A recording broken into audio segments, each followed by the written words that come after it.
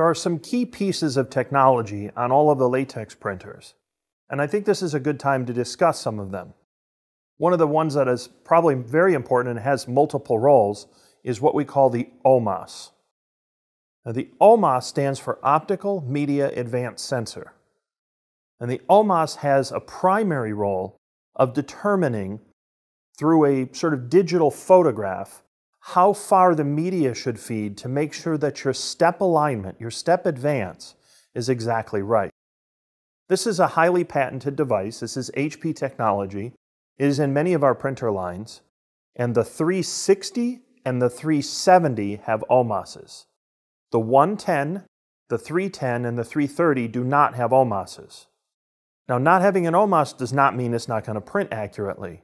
It's just that the OMOS does what the calibration chart would be done on the other printers. The OMOS is doing the chart automatically. It's a way that it feeds the media, and then the servo motors are controlled by the OMOS itself. The OMOS knows that for different medias, depending on the thickness or how slippery they are, they may feed just a little differently, and then it calculates for this. The OMOS is also important for double-sided printing. Double-sided printing utilizes this OMOS for the 360 and the 370, so that when you print side 2, the OMOS finds the registration marks automatically.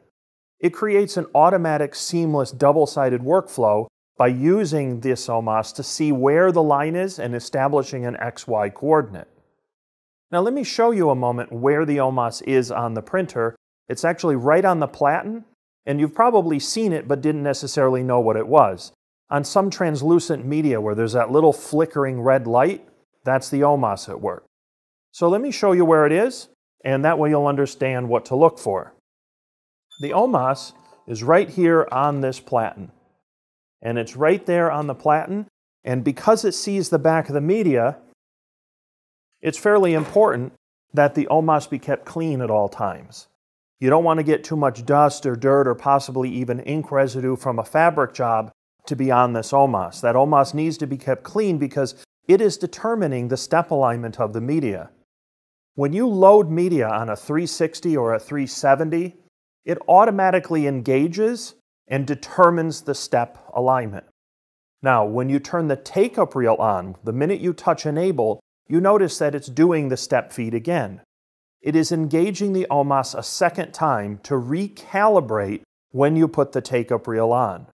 That's one of the reasons I like to actually engage the take-up reel formally rather than printing while it's running, because then I know that the OMOS has been recalibrated for the take-up reel, which can put just a little difference in tension on it as opposed to just feeding it directly from the printer.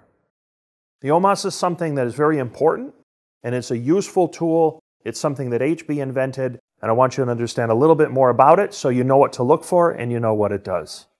The OMOS.